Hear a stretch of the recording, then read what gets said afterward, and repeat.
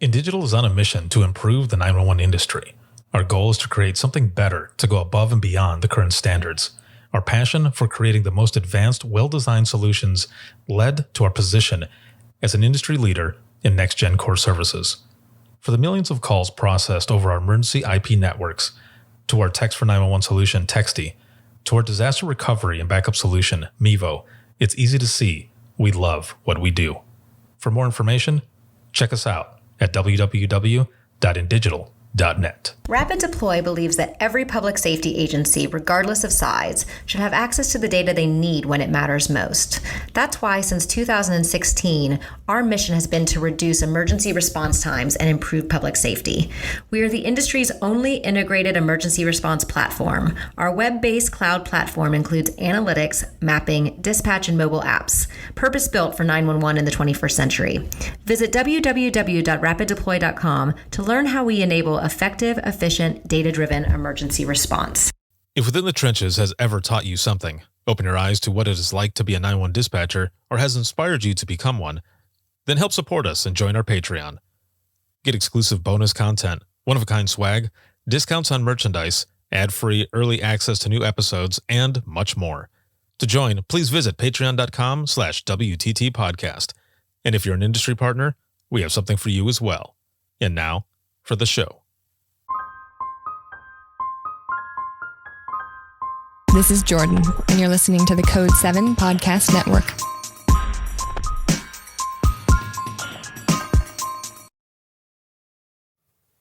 Warning. This episode contains the 3 A's of podcasting: adult content, adult language, and awesomeness. You've been warned.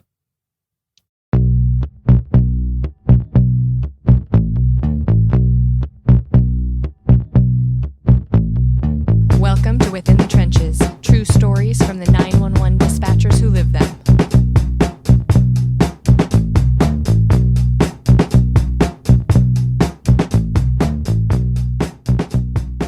Hey, what's going on? This is Ricardo with the Code 7 Podcast Network, and this is going to be Within the Trenches, true stories from the 911 dispatchers who live them.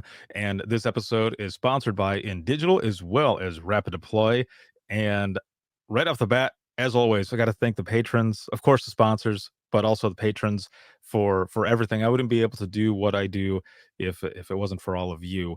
And of course, those who watch, listen, and share. So thank you so much for everything. It's the middle of November, man. It is crazy. There's a lot that is going on. And I am just so excited to be just a part of all of this in public safety. You know, whatever small part that I'm able to play, I'm enjoying it. I'm loving it. And it has been really good. I've been just stacking up guests, and I've got episode upon episode coming. So a lot of amazing content from some amazing people from the 911 industry coming, as well as the Dispatchers Roundtable. We've got a few episodes that are going to be coming. I'm looking at my notes right now. They're going to be coming on morale and burnout, and also a couple on resiliency. So it's going to be excellent, man. So there's a lot of good stuff. And then, of course, the always fun Open Mic Live every Thursday, 10 p.m. Eastern on Facebook, Twitter, and YouTube. Make sure to check all of those out. And we are about to get started here with this episode, and I am very excited to have her on. Her name is Brittany, and she's a CTO with Charleston County Consolidated 911 Center out of South Carolina. Hey. How's it going? Good. Now, who do you have with you right now? This is Asher. He just climbed into my lap. Oh, it's perfect. We didn't have that planned at all. He did not. He wears bow ties. This is awesome, man. Because he's a proper Southern gentleman. That's right. And his bow tie, which has foxes on it, matches his sweater. Let's see the sweater. So for those who are listening to the podcast right now, he's got a fox. He's got an awesome looking fox on his sweater. That is awesome. Well, very nice to meet you, Asher. And shout out to our good friend, Sarah Weston. Yes, Sarah, this is for you. Yeah. Oh, that is excellent. So thank you so much for being on. We've got a lot to talk about here. And this is going to be fun. I was reading over your bio and some of your history in public safety and all, and I was excited right away. So and this was yesterday evening, right? It was like yesterday I evening think so. when I asked you for that little summary, and then I just thought, man, we got to get to the next morning already so that we can record. Like I was stoked. I was like, let's do this. But yeah, there's a lot of information here, and we'll just start at the beginning. So how did you begin with dispatch? So you started in about 2017, and you're going on 4 years. But how did it all start? So I have a friend, Juliana, who does this in Lexington, South Carolina. And she was like, I think you'd be good at it. Charleston County needs people. Why don't you try? So I was looking back last night at my email about when I first started applying. Mhm. It was December 2016. Oh, Because our process is so long. right.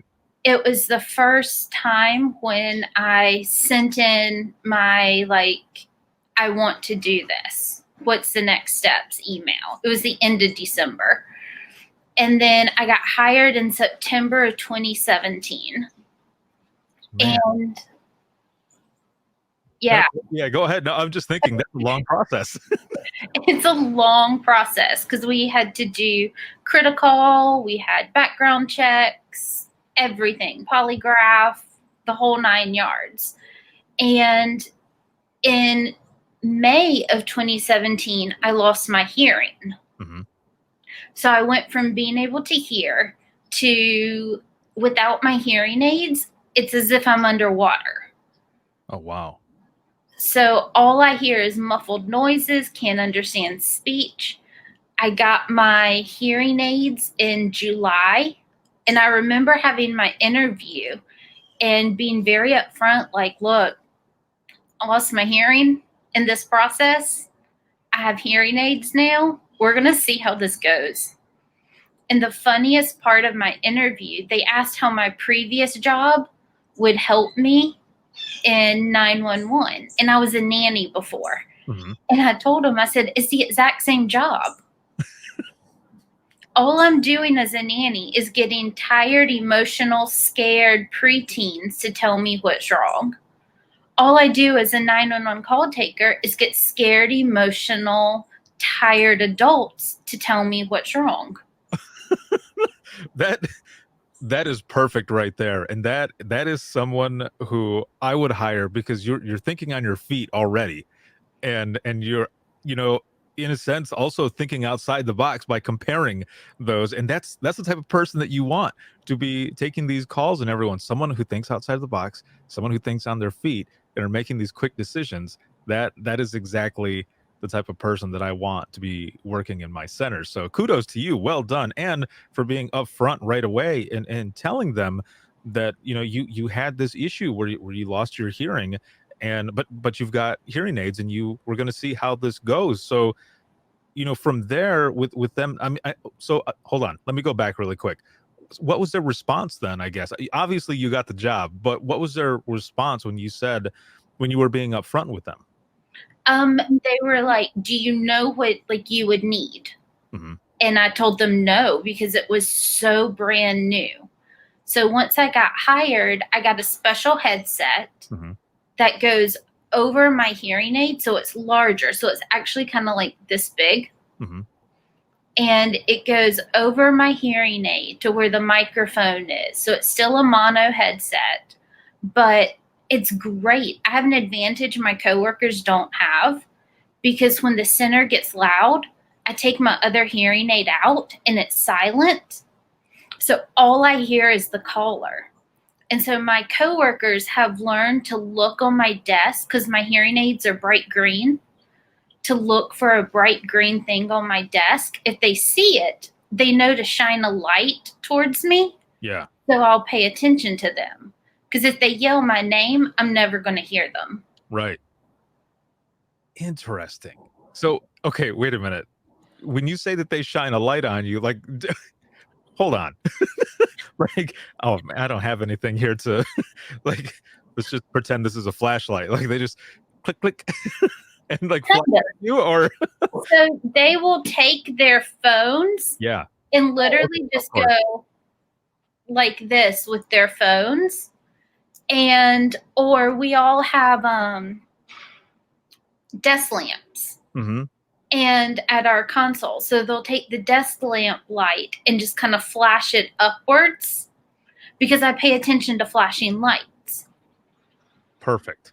And so I would see the flashing light and I would turn and look and then be like, oh, put my hearing aid back in and be like, what you need? Sorry. It was loud. Well, here you're talking again, like outside the box, and here I am, old school. Like, you got a flashlight? Like, they just like an officer, like they just flash it on you. Like, no, we use the modern way. We use our phones or something that's more convenient. That's right on on the console. So that makes sense. So that's pretty interesting then. So then with this long process, and for those who are watching and listening who are not part of public safety, what exactly is critical? So Critical is a program that tests a lot of things. It tests your typing speed. It tests your ability to multitask, your ability to prioritize things. And so it kind of gives you a brief idea of what it's going to be like, as far as you might be listening to a call and then it will say, type the phone number that was said in the call. Mm-hmm. And so it's little bits here and there of what the process is of what we do that just kind of gives, it's a very first, like, is your typing fast enough? Are you able to multitask? It's a kind of screening tool that a lot of centers use. Nice. See, I've heard about it many times in different episodes that I've done, but myself, at the center that I was at, we didn't have a credit call or anything like that. I'm not sure who all does in the surrounding areas that I was at, but I've only heard about it, so that's why I ask about it as well. So during that time, because we're talking December 2016 all the way to September of 2017. Did you end up going into the center to do any sit-alongs or anything to see what it was like as well? I did not. No? I came into this blind. I just knew that my friend, we've been good friends for years. She said I'd be good at it. And so I went, okay, I'll try. The kids I was nannying were getting older, not needing a nanny anymore. So it was a perfect time to transition. And I just went, well, let's see how it goes. Man, yeah, you just jumped right in. Yeah. And luckily I have the personality for it. Mm-hmm. It's very much a sink or swim if you jump right in. Right. Yeah, no, for sure. Yeah, that is exactly what it is like. When I first started out myself, I didn't have any public safety experience or anything. The only experience that I had in anything 911 was watching Rescue 911 growing up, the show with William Shatner, so that's the only thing I really had other than, other shows or movies or whatever. But, otherwise I had customer service on my side where I had managed a couple stores already. I was 18. First store I managed was Blockbuster. And then at 19, it was a clothing store in the mall. So I had a lot of people who would come in at times if they didn't get their discount right or, something that would happen, they'd be pissed off at me and I'm the manager, so I got to take it. So that was kind of a training for me as well. Because when I went into dispatch, I was also green. Didn't really know anything. The first night that I was there, I got showed the ropes and everything. And I was already taking calls that first night, which was the craziest thing because I was told, the only way you're going to learn is by doing it. I did end up taking a 40-hour beginner's dispatch course a week later, but going into it, it was just mind blown. Like, this is really what it is. But it was also a small police department, so there wasn't a lot going on. It was more when I ended up moving back home to Southwest Michigan, to the county, to the central dispatch. where the call volume was way higher and all. So it was just nuts. So then for you then, during all that time, so you're taking these tests, you've got the background check.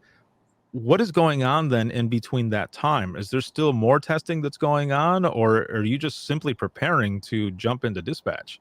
So there's more testing. So we have to have a physical, psych eval. We do a polygraph. And then in our training, we actually have a 9-week classroom training portion before we're ever on the floor. Oh, man. So it's the basics. We use Pro QA. Mm-hmm. So it's teaching us about Pro QA, teaching us de-stress skills, Mm-hmm. Teaching how to handle hard calls. I remember I guess it was in our first week of classroom training, they played a call that one of our previous call takers had taken, and it was a guy who completed suicide on the phone with the call taker. And that's how my little brother died. And so I remember getting up, walking out, Mm-hmm. and our center director, Mr. Lake, happened to be walking. And so my first introduction to him was me standing outside the training classroom sobbing. And I was like, and he was like, do you need to take a break? And I finally went back in the classroom. And I remember our teacher asking, can you do this job? Or is it going to be too much? Mm-hmm. And I said, hearing that call solidified my answer that this is the job for me. Because I had that moment, and then it was like, I just knew. Like, because of my experience with my brother, Mm-hmm. I can handle these calls better than somebody who doesn't have that experience. Right. And I fully agree with that right there. There's a lot of people that I've spoken to, and I've heard similar things, but also some people who didn't realize it until we were, kind of talking about it. And it's just that, the fact that, some of our past experiences help out with those calls because you've dealt with it. You know what it's like. And when someone is calling in, you're putting yourself in their shoes in order to relate and to be able to help them so much better. So yeah, again, I fully agree with you. The fact that you dealt with that with your brother, and then at that moment, you knew that this is what you wanted to do, because you would be able to help people better than others because of that experience. I fully agree with that. I can you talking about it, and I can imagine seeing Jim there. I'm buddies with your with your director, so I can see him being there. Like, I can hear his voice almost, talking to you and stuff. But it was also good that when you went back in, that the person that was training all of you and teaching you and such asked that question, because it's a hard question and reality to take in. Is this something that you're going to be able to do? And for you, it was a yes. Mm-hmm. Very much so. So when I started, so after the 9-week classroom training in our center, we have call takers and dispatchers, which are separate. Mm-hmm. So we don't do both jobs at the same time. And I actually started off as a law dispatcher. Mm-hmm. And it didn't work for me because my hearing aids were new. I couldn't get to my radio ear. And it just, when you know something's not a fit. Yes, right. It just never felt like a fit. And so I asked to be moved to call taking, which instantly was a fit. It's funny. So we have on-the-job training, which lasts for about 2 to 3 months, where you're tethered to somebody else, kind of like you were talking about your first night. Yeah. And through my entire training, I maybe had a total of 5 high priority calls. So no, I never had a CPR call in 3 months of training. I don't think I even had like a structure fire. So, because we handle EMS, fire, and police calls. Mm-hmm. So I had none of these really like high priority calls, like chest pains, like somebody's having a heart attack in the moment or a cardiac. And when I got released 20 minutes later, all of a sudden my coworkers hear me counting out compressions because I got my first CPR call. Oh, And I just remember putting myself on mute and yelling out, like, I need somebody over here. yeah. And one of my coworkers came and was like, you're doing fine. Just keep doing compressions.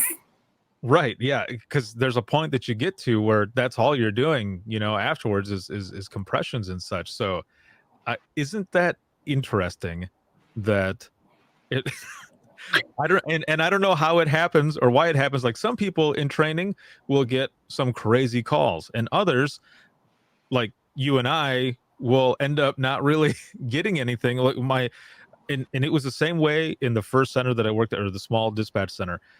It was the first night that I was going to be alone. The chief didn't want to leave, and then he's getting ready to leave, and the first call that's there is a suicidal one.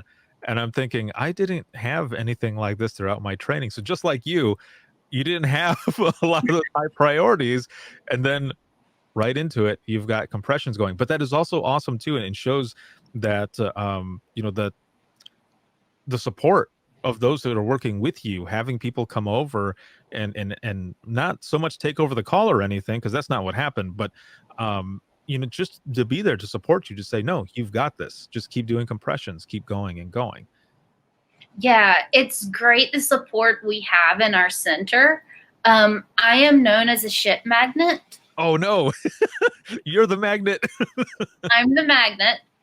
So like, if there's going to be a hazmat call or a death, like it's mine. Mm-hmm. To the point where I have a coworker who would give me, she used to give me gold stars every dead body I would get in a shift. And we would see if we could beat, because, we have this dark humor. Yes. Yep. See if we could beat my number. My highest count in one shift, which is 12 hours, was 5. Oh, man. And so I haven't beaten that one. But like looking back in my calendar, I have all these gold stars. And people will ask me, like, what's the gold star for? And I'll just say dead bodies. That is And then I realize I'm talking to a non-dispatch person when they look horrified. Yes, I was just gonna say that we're joking right now, and I bet anybody who's listening or watching, they're like, with their mouth dropped, like, what the hell, like what is going on here? But those who have not been in a profession like this, or any others that deal with these types of calls, or those in the medical profession, or whichever, you have to have some sort of dark sense of humor about the job that you do to a certain point, because if not, one person specifically, I remember them saying on a Twitter thread, someone had told me that because I can't remember which one it was. I think I was doing like an open mic or something, and someone ended up tweeting to me saying, I hope you're never the dispatcher who I get, because you laugh way too much about hard situations or something like that.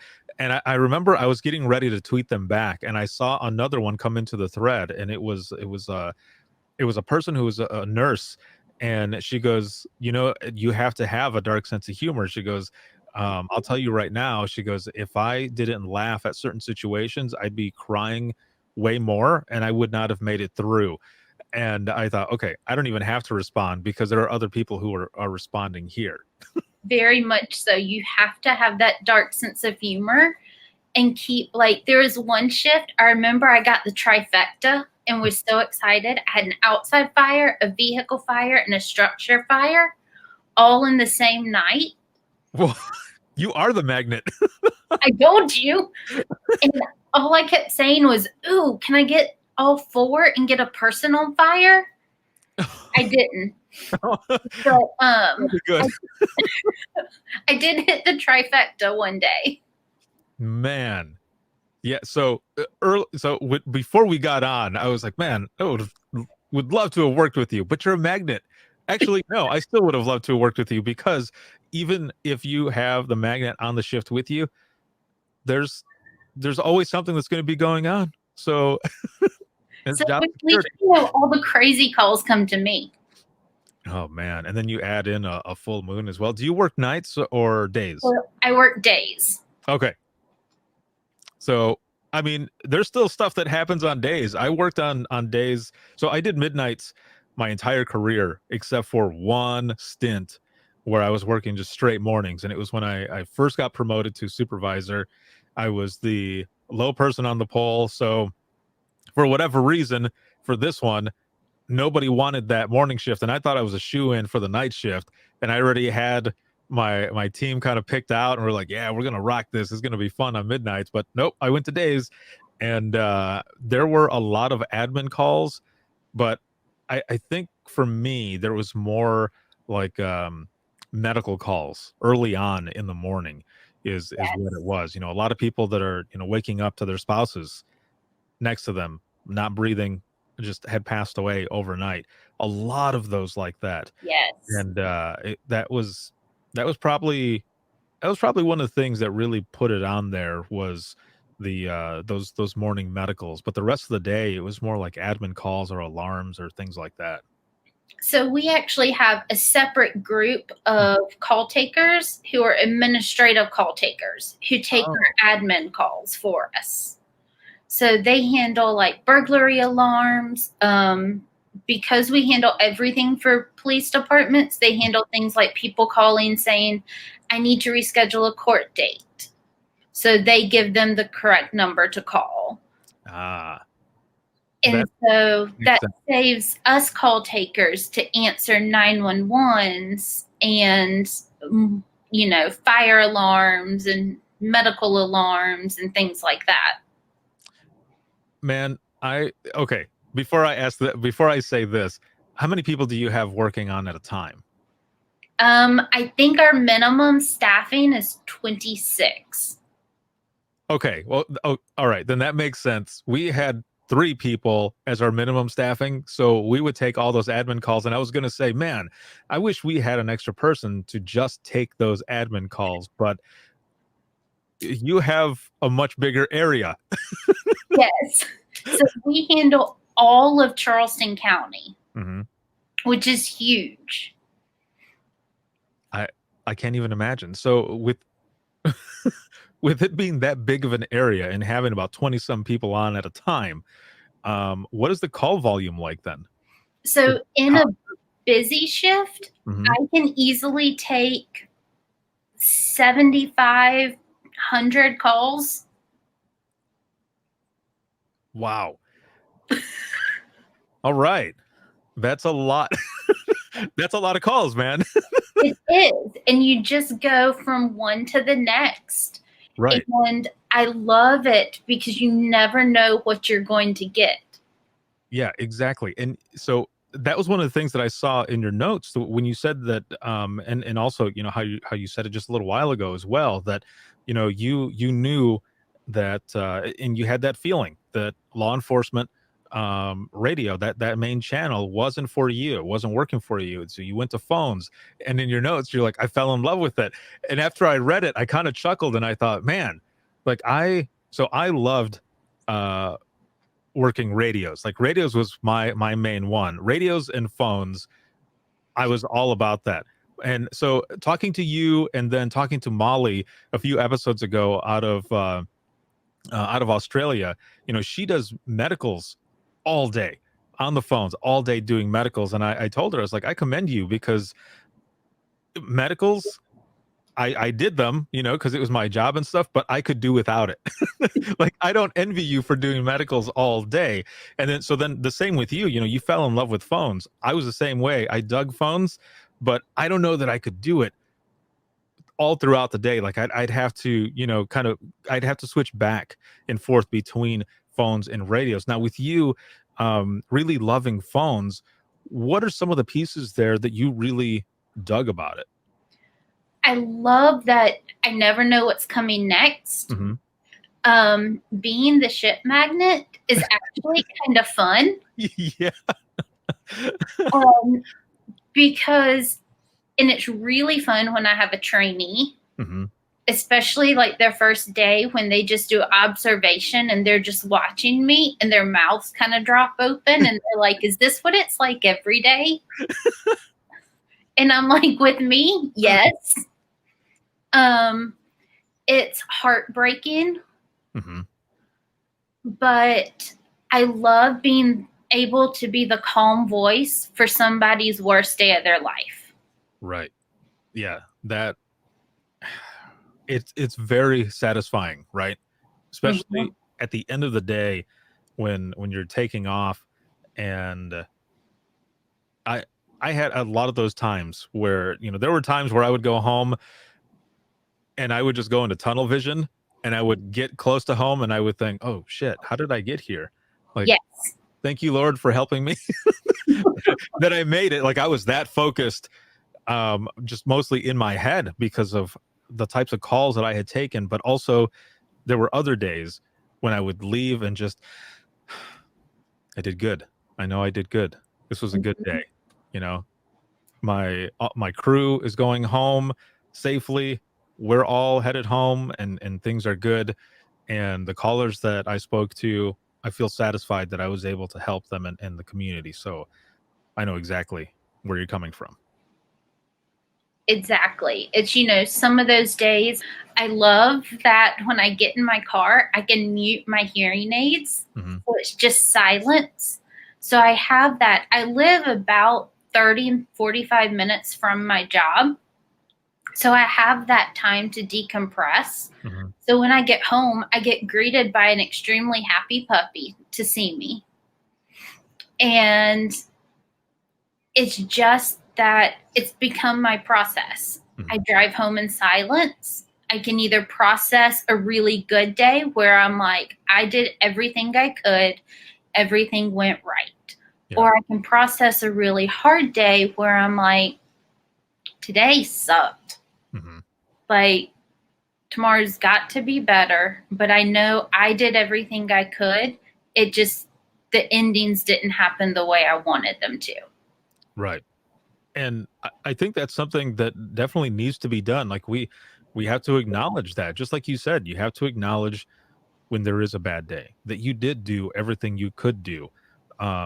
Because a lot of people don't. I was one of those who didn't acknowledge a lot of that in the beginning. I buried my calls. I kept it in, and I learned the hard way that wasn't the way to do it, which is one of the big reasons that I do everything that I do now. And just to let people know that it's okay not to be okay, and it's all right to acknowledge it. And with all of that, and your love for calls and everything that you've been doing, is this also kind of, because you were just talking about with the trainee that they're like, is this how it always is? And you're like, yeah, with me it is. But is that why you wanted to become a CTO? And that's certified training officer, right? Or yes, certified training officer. I wanted to become a CTO because I enjoy it. Like, I would have people sit with me who would come because before coronavirus, we allowed people to come and sit and observe. And a lot of our police officers have to come and sit and observe. And the more I started having people just sit with me to observe, the more I realized I was like, I like showing and explaining what we do. And it just adds this level to it, training like the next person to come in and do the job. And it helps that I get all the crazy calls, because then they're just pretty much prepared for anything. Right.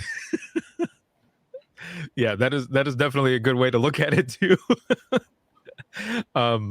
Yeah, it's, so I wasn't a CTO, but there was a time where we were so short staffed. Everyone was basically a CTO. Like everyone was helping with training. We had a group come in of 6 or 7 maybe, and they were rotating throughout shifts, and we were all training. to get people in there, because at that time, like, nobody was able to take any time off. Like, we were not allowed to take any time off. There was so much overtime that if we were volunteering for overtime instead of getting forced for it, when we would come in for that overtime shift, we were getting forced in for another overtime shift the following week, because that's how bad it was.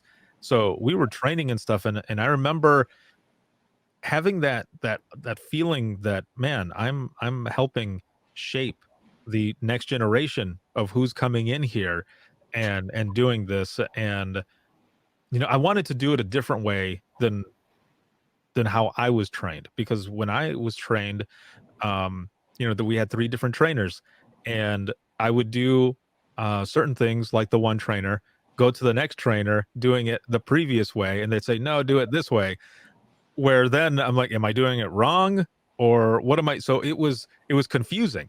And then I finally figured out my own way that ended up being faster, and I was able to work it. So for me, training somebody else, that was one of the things that I told them: I'm going to show you how to do it the way I'm doing it, but you will come up with your own way, and that's okay. You don't have to do it the same way that I do. Just watch and observe first, and then we'll get into the workings of it, and then you'll develop your own path. Exactly. It's very much like with call taking, especially with like suicidal subjects or any psych call. We stay on the line until help arrives. Mm-hmm. So with us using ProQA, once you get done with the questions, now you have time to kill. And it's teaching them, okay, these are some things you can talk about. These are things to kind of avoid. And they learn their own way of how to communicate with the caller. It's all about being human, right? Yes. It's all about trying to make that connection somehow. I remember I had a call, one of my worst calls in my career. Guy called in, was suicidal, said he was going to hang himself, was on the phone with me. He was out in the middle of nowhere at his house. He said he was outside, but I could hear a bunch of shuffling in the background, but not enough to make out what was going on. Our units were tied up in a shooting case. Mm-hmm. So we had our fire and EMS staging for police because the guy was like, I don't want help. Anyone who's coming, I can go after them. He was very adamant. Finally, our police get there. I can hear them knocking on the door, yelling police. He goes, oh, they're here. And then the phone clatters to the floor and it's silent. Next thing I know, it was probably 20, 30 seconds. Mm-hmm. It felt like 10 years. But I hear the door being burst open. And then one of my officers picks up the phone and goes, dispatch, we've got him as he jumped. He had been tying a noose while on the phone with me of wire.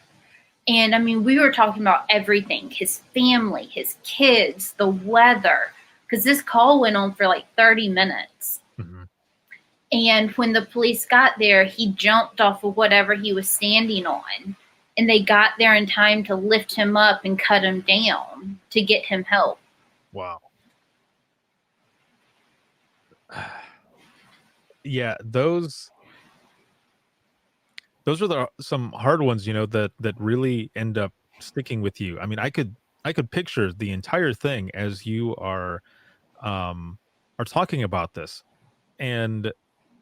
But it was also, I mean, ended up being good because in a way at the end, rather, because they were able to get there in time to catch him. But that was also one of those things too, where that human factor that we were just talking about, you were talking to this person the whole time, even though they were doing what they were doing, you were talking to them long enough. And that, like you were saying, that's one of the things that people need to learn is connecting with their caller in that way, because like you said, there's a lot of time to kill.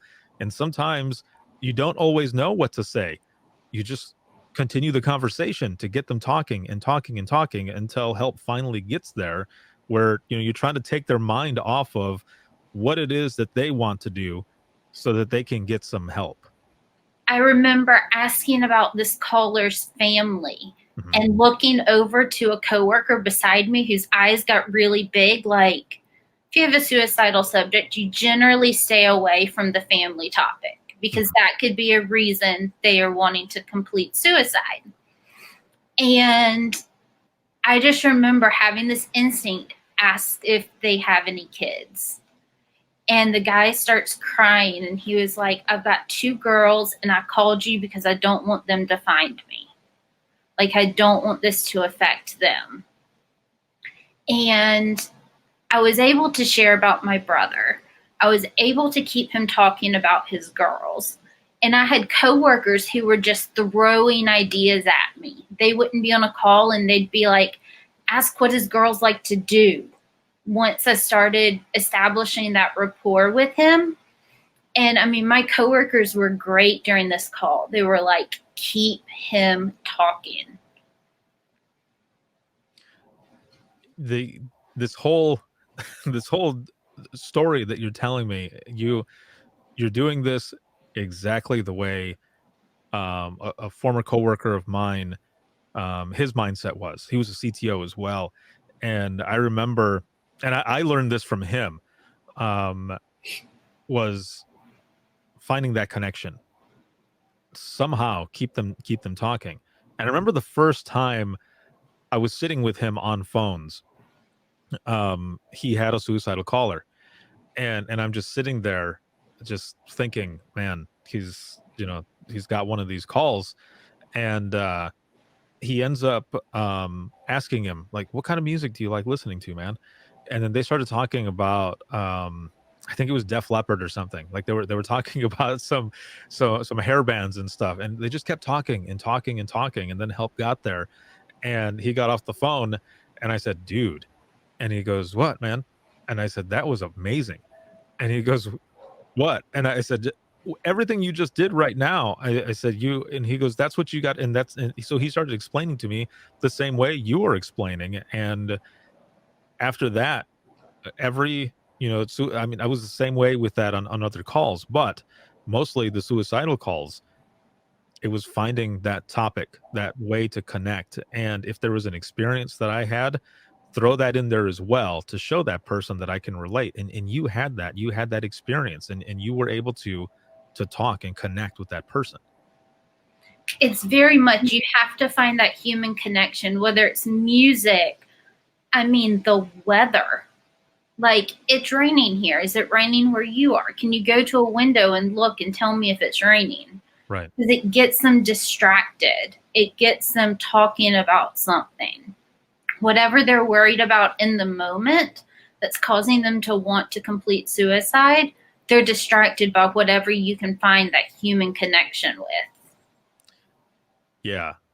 And it's funny. I think about this. You talk about and you joke that you're the ship magnet, but maybe you are for a reason, and that reason is a good reason, because you have a lot of life experiences that helps you deal with a lot of these shit calls that come in. So I don't know, at least that's the way I feel. It seems like you are very, very prepared and have such life experiences that, you know what, damn it, that's why you're the magnet. Well, it's funny you say that, because so most people, when they get a high priority call, your voice goes up an octave. Yeah. Because you've just got that adrenaline pumping, you're excited, you're nervous, you're scared, your voice goes up an octave. Mine doesn't. And so my coworkers, they'll get annoyed because the way we sit, on the left-hand side is all of our law dispatchers. The call takers are kind of in the middle. Mm-hmm. And then on the right-hand side is our fire and EMS dispatchers.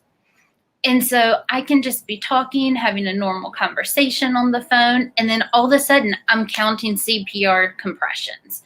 And they're like, where was our warning? They're like, we got no warning to tell our units to step it up because all of a sudden your voice goes up an octave. Because it's that room situational awareness. They're like, you have none of that. They're like, all of a sudden we're like, they're doing CPR now. I don't know what happened. She was talking to him. Now she's doing CPR. I don't know. Oh man. So yeah, that is true. I was, as you're saying it, I'm thinking about it and I thought, you know what? I think my voice did go up a little bit. Like it's pretty deep as it is, but I can see it going up, just a little bit when something is going down. Mm-hmm. If not that, I'm typing like mad. Like you can hear me typing hard and fast and people would know. And it would be the same way if I'm on radios. I would know that something is about to go down because it's just like just tapping like crazy. Like here it comes. Yes, the faster you type, the harder you type, your voice going up an octave. All of these things are things. So they finally realize they have to pay attention to how I type because my voice doesn't go up any. Yeah. Oh, that is funny. Oh, that is good stuff though. So we've been talking about all of this, these different calls and everything, your CTO and stuff, and I think a lot of this, sometimes, and it just kind of popped in my head really, but a lot of these calls that stay with us, they're almost like mental scars, in a sense, right? They're there, they're always going to be there. You can't see a lot of them, but of course, they're always going to be there, but also it's stuff that we deal with. It's stuff that the more that I'm a firm believer that the more that we talk about these incidents, these events, these stories, that we share these stories, it'll not only help us, because I've always found it therapeutic to be able to share this and get it out. Because like I said before in the beginning, I wasn't one who shared all the time. Once I started sharing, it was so much better. And I noticed that it helped a lot of people as well, because we're able to manage it better. So we've got these mental scars, of course, but also physical ones. And we kind of talked about this a little bit going back and forth in our messages and stuff. But we were talking about our own. I think I maybe I pointed the wrong one. I think it's over here. we're talking about scars and stuff, and recently you've had a few surgeries now, right? You could say a few. I've had 11 surgeries in the past 2 years. In the past 2 years. 2 years. So how does this affect work? Like I'm not sure how you're working now. Like and if you feel comfortable talking about it, what type of surgery is this that you've been dealing with? So I've had 9 brain surgeries in the past 2 years. I have a great candy cane scar. It literally looks like a candy cane. Excellent. So I'm already decorated for Christmas. You're awesome. This is good stuff. But with work has been great. At first, it was just a few, I'd have a brain surgery here or there, take a couple weeks off work, come back. Mm-hmm.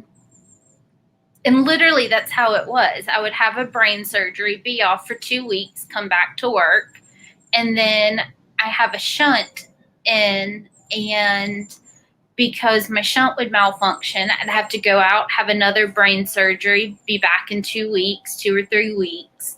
But this last time, I actually ended up having 4 brain surgeries since August, and it's now just November. My last surgery was 3 weeks ago. And so I took a medical leave of absence, and I actually get to start back in December, which I'm super excited about. And December can't get here quick enough. I mean, looking at the screen, looking at what's behind you, it looks beautiful there. It is like 36 degrees over here. So yeah, it's not That's good. why I live in the South. Well, and then I mentioned that after so the episode that I recorded yesterday with Josie and Jackie out of Alaska, They mentioned, they're like, yeah, it's -2, or I don't remember what they said. And I said, in here, I'm pissing and moaning about it being 30 something degrees. And they're like, yeah, that's like t-shirt weather, or I don't remember how they put it, but I thought that's pretty funny. I have nothing to complain about, but I can see where, because of the fact that you really love this job, you have the passion for it. I can see it. I can hear it in you. You don't want to be there. You don't want to be at home. You want to be back in there working and doing what it is that you love. I am so bored at home. Mm-hmm. Like at first, it was nice to have the time to recover and really, really, truly recover and rest. But I don't do rest well. I don't think any of us in this job does rest well, especially mental rest, because we like that high pace, high priority factor of the job. And so like my coworkers, I'm sure they're like, oh my gosh, stop texting me. So I'll text and be like, so what's happening? Any good calls? Anything good happening? And they're like, you're supposed to be resting. You had brain surgery. And I'm like, it's not that big of a deal. It's like my 5th. What's happening? Right. Yeah. Like, hook me up with something here. Like, this is whatever. I need my fix. Yeah. And that's what's awesome about it. That's what I love, that, like I said, that passion, a fix, whatever. It's the same thing, because that's how much you love the job, that you want to be in there helping people, not only those that are out in the field, those in the community, but also those that are within the center that you work at, because you are one of the trainers there, and that's what you live for. So that's amazing. And it shows also the amount of resilience that you have, especially only 2 weeks between some of those surgeries. Like, my shortest span between brain surgeries was 1 week to the day. Dang. I mean, well done. That is excellent. And you're back at it. And I'm back. Oh man. Now that you've talked about this, like, I don't even want to talk about my one scar that I mentioned to you, but I'm going to tell you either way. Good. I want to know now. I'm curious. Yeah. So the one I was going to say is, so I've got a scar on my eyebrow, and you probably can't really see it. I have to get real close to it because my eyebrows are like wolfing out. I got to get them all trimmed up or something. They're going rogue. But I have a scar there because I think I was, let's see, it's about 18 or so. So I had it pierced. I had a barbell, and I had gone with my eldest son, excuse me. And my eldest son at the time was maybe 3 months, 4 months old. So I had him, in a carrier, and I went to the mall, and I went to get my hair cut.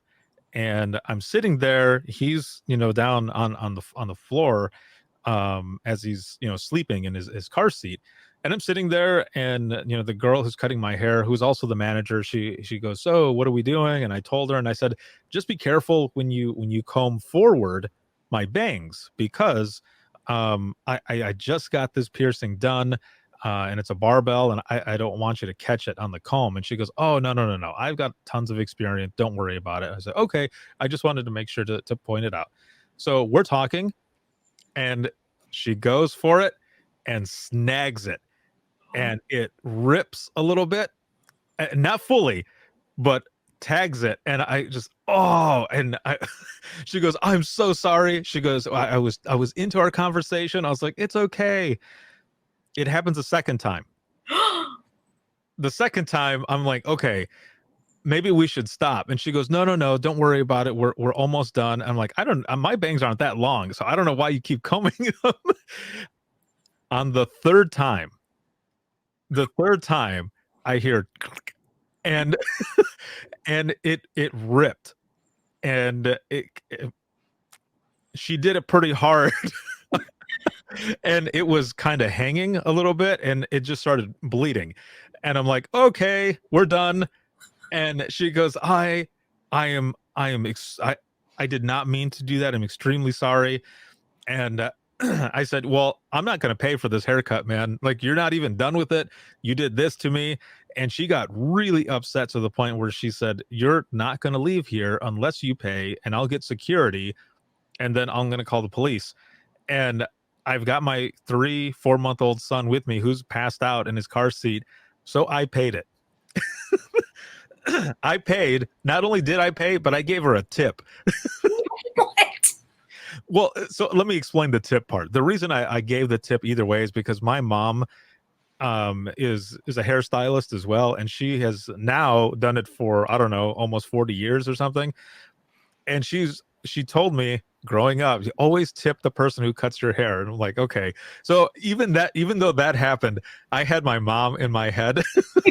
And so I did, and I left. And I remember when I got home, my son's mom, she ended up asking me what happened, and I told her, and I'm in the mirror. It took me like 30 or so minutes to get enough grip to untwist it, to pull it out. And the whole time I'm like, moving it around as it's already a wound. And it's just the reason I couldn't get any grip is because it was bleeding so much. So that's why I have that scar. That's a funny story. It's so horrible, man. But I paid, and I didn't want anything to happen to my kid. Like, I didn't want them to show up and arrest me. I didn't know, what I know now. Like, they wouldn't have done anything. They would have just said, yeah, you can take him to court for the payment then. Right. Like, you jacked his face. Oh, man. So, yeah, that's why I have that one. So messed up. So as we go into the wrap up of this episode, this has been amazing to have you on. A couple things. One thing for sure, like, as a CTO, what is some advice that you have for those who are training right now? For those who are coming in as this next generation of 911, out of your experience, everything that you've learned, and what is it that you have that you can say for those who are listening that can get something from how you have trained? If you're in the middle of training, learn to talk about the calls. Mm-hmm. Especially what you said, holding the calls in, the bad calls, the good calls. We luckily at our center have a peer support team, and someone's always on call. So if you have a bad day, a bad call, there's somebody in the center that you can talk to, whether it's a supervisor, somebody from the peer support team. We have great chaplaincies that come into the center all the time, especially after big calls, like where we have to debrief or anything. They are there for us. So to utilize the resources of your center, whether it's somebody at your center, I would advise not to talk about the bad calls to just, I hate to say a normal person, but like a non-dispatch related person, Mm-hmm. because it's so big and heavy. I have found they don't know what to do with it. But other dispatchers, other call takers, the 911 Wonder Woman group has been amazing. There are people who've been doing it forever, and I've been able to talk about some of my worst calls with them. And the more you talk about those worst calls, the less they become those scars. Yeah. Or I should say, less they become wounds. They become scars. Perfect. And for somebody who's just wanting to get into the field, definitely have a shadow day. It helps to see what you're getting into before you kind of just sink or swim. I fully agree. Those are very important to have those days when you come in. But building on that as well, as you talk about, those who are just coming in, and from your experience as well, any advice on the ability to bounce back, have that resiliency when you've taken a hard call, or when things just don't seem to be right for you. For you, it was law enforcement radio. You knew right away that it just wasn't working out for you. So what are some pieces there as well for those who are just coming in and in training themselves? You know, should they, I mean, and they should just fully listen to themselves and know when something isn't right, or to ask for help. Don't be afraid to talk to your trainer or supervisors. So, like with the law radio, I knew for a fact it wasn't right for me, but I was willing to do every suggestion first. So, I got tapes of just traffic stops.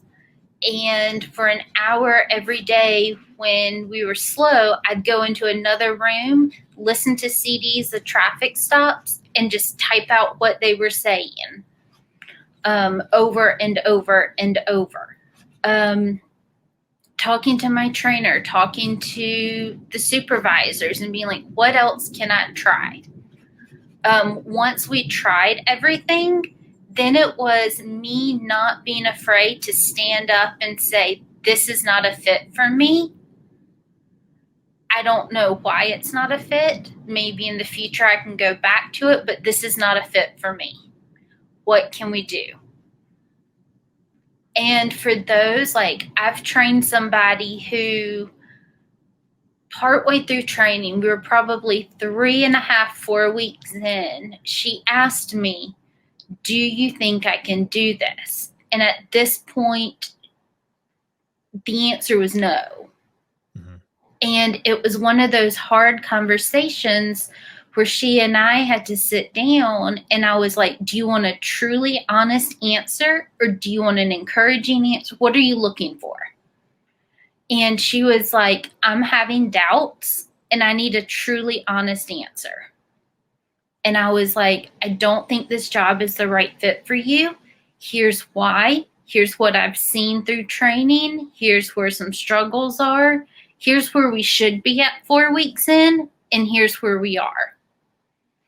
And after that hard conversation, she was like, I've had the same exact feeling, but I was afraid to bring it up. So in those moments, it's not being afraid to bring it up with your trainer. Like, I'm not sure this is a fit for me. Can you help me decide? And if it's not a fit, not being afraid to say this isn't a fit for me, because it's not a fit for everyone. Like, I have some friends who are like, oh, I think that would be fun. Can you give me like where to apply? And then I pretend that I forget about it because I know it won't be a fit for them. Right. Because you have to have that resiliency. You have to be able to talk about things. You have to be quick on your feet. You have to be able to bounce back, whether it's activities that you have at home, whether it's, a dog you go to. Like, Asher knows all of my calls. Mm-hmm. I come home and I'm like, well, today was shit. Here's what happened. And of course, he just looks at me and then just listens and then wags his tail like, can we go for a walk now? Like, you got it out. Let's go. Yeah. Now he's going to help you with the walk. Yeah. That's awesome. Thank you so much for being on. And you're right, man. A lot of those difficult conversations do need to happen, and sometimes they suck.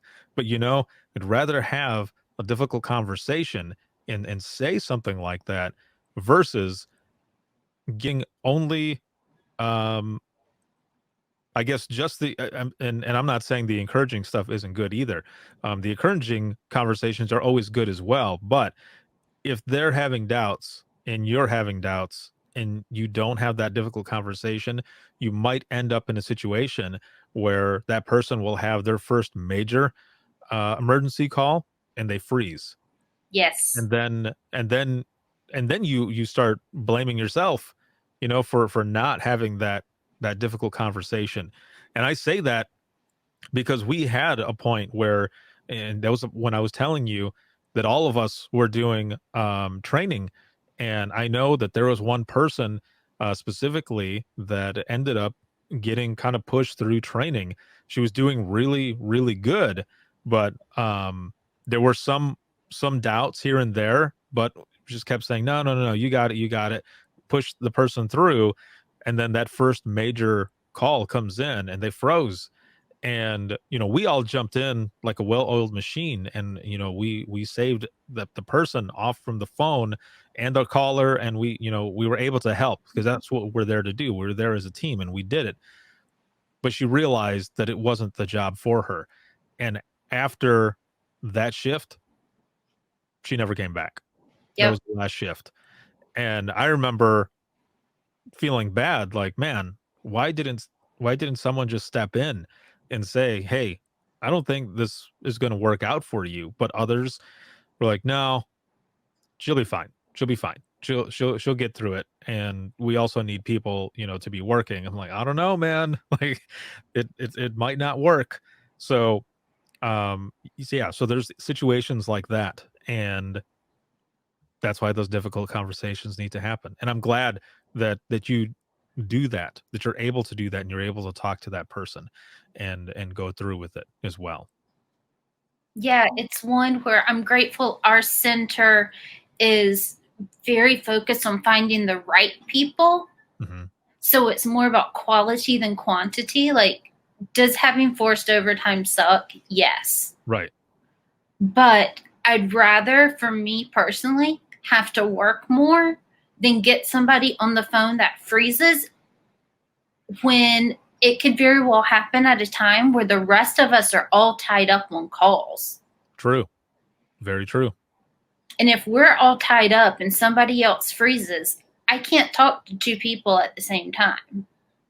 I mean, in that instance, we would all jump in and figure it out because, as you said, that's what we do. Right. But that's a situation I don't ever want to be in. Exactly. And it's not healthy for anyone. So no. It was better to have those difficult conversations. Again, thank you so much for being on. This has been a lot of fun. I got to learn a lot about you, and it didn't even feel like we've been here for as long as the time up on the screen shows. Right? I just looked at the time on the screen and I was like, has it been that long? This is good conversation. I loved it. Thank you so much for being on, and your story, your words are inspiring, and hopefully, I'll see an article from you come out or something, and I'll learn even more about you. So I'm looking forward to anything that you have going on in the future. And Asher, it was good meeting you, dude. He's right here. Go and say bye for Sarah. There he is. That's awesome. Look at him. That bow tie and everything. That is excellent. Well, again, thank you. And I will be right back here with you in just one moment. For those who are watching and listening, if you have any comments, questions, or you want to be a guest on the show, you can email us, and that is going to be wttpodcast@gmail.com. Once again, that is wttpodcast@gmail.com. You can follow us on Twitter. That is @91podcast. You can like us on Facebook. That is facebook.com/Within the Trenches podcast. And this episode has been sponsored by In Digital as well as Rapid Deploy. And this show will always be free, but if you're looking for any bonus content, the behind the scenes series, Singing Badly in My Car, discounts to the store, swag, t-shirts, all of that stuff. Also early releases of the podcast and ad-free, of course. You can check us out right there on patreon.com/WTT podcast. Thank you so much for everything that you help me with, patrons. I appreciate it more than you know.